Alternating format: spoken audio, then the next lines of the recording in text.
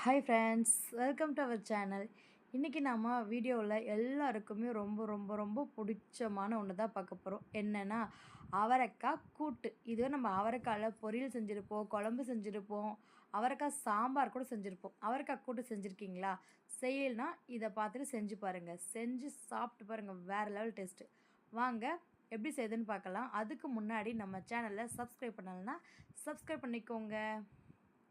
First பார்த்திங்கன்னா, நான் வந்து ஒரு 100 கிராம் அளவு பாசிப்பருப்பு எடுத்து தண்ணியில் வச்சு அப்படியே நான் ஆவியில் வேக வைக்க போகிறேன். அதனால் தண்ணி சேர்த்துருக்கேன். அப்புறம் அதுக்கு மேலே இட்லியோட பிளேட் இருக்குல்ல, அதில் அவரைக்காய் சிறுசாக கட் பண்ணி அதையும் வேக வச்சு எடுத்துக்கலாம். ஒன்றாவே வேக வச்சு எடுத்துக்கலாம். நான் ஸ்வீட் கார்ன் சாப்பிட்றதுக்காக தனியாக வேக வைக்கிறதுக்காக வச்சுருக்கேன். பார்த்திங்கன்னா கொஞ்சம் 20 நிமிஷத்தில் நல்லா வெந்துருச்சு. எடுத்து தூர வச்சிடலாம். வச்சுட்டு ஒரு கடாயில் எண்ணெய் சேர்த்துக்கலாம். உண்மையாக இப்படி செஞ்சிங்கன்னு வச்சுக்கோங்க. பார்த்திங்கன்னா இப்போ அவரைக்காய் வேக வச்சு எடுத்தால் அது தண்ணிலாம் போயிடும். இது மாதிரி ஆவியில் வேகமாக சூப்பராக இருக்கும். கடுகு, கடலப்பருப்பு, உளுத்தம் பருப்பு சேர்த்துட்டு வெங்காயம் கட் பண்ணி வச்சுருக்க ஒரு மீடியம் சைஸ் வெங்காயம் சேர்த்துக்கோ. பூண்டு தட்டி வச்சுருக்கேன், சேர்த்து நல்லா வதக்கிடலாம். நல்லா வதங்கி வரட்டும். வதங்கி வரும்போது பார்த்திங்கன்னா வரமிளகாய் காரத்துக்கு ஏற்ற மாதிரி சேர்த்துக்கோங்க. அப்புறம் கறி லீவ்ஸ் கொஞ்சம் சேர்த்துக்கோங்க.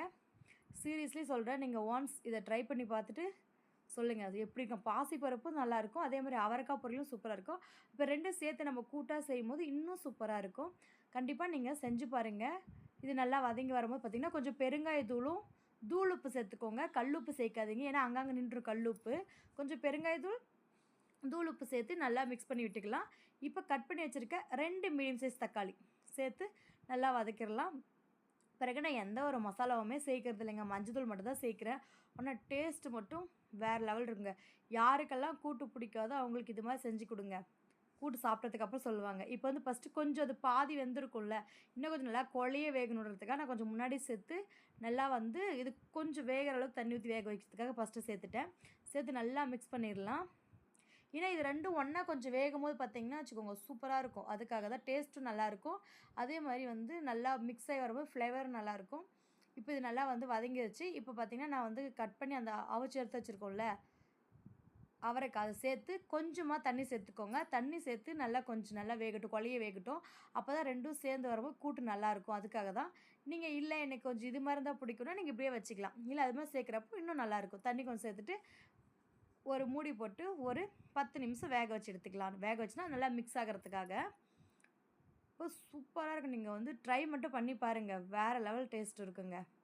பாருங்கள், 10 நிமிஷத்துக்கு அப்புறம் பார்த்திங்கன்னா இப்படி தான் வந்திருக்கு. பார்த்தா உங்களுக்கு நல்லா தெரியும். இதே பாத்திரத்தில் வேணுன்றவங்க வச்சுக்கலாம். இல்லை எனக்கு இன்னும் கொஞ்சம் கெட்டியாக வேணும்னா இந்த தண்ணி இருக்கிற தண்ணியை சுண்ட வச்சுருங்க, சரியாக போயிடும். நல்லா மிக்ஸ் பண்ணி விட்டுட்டு எடுத்திங்கன்னா பொரியல் ரெடியாயிருங்க.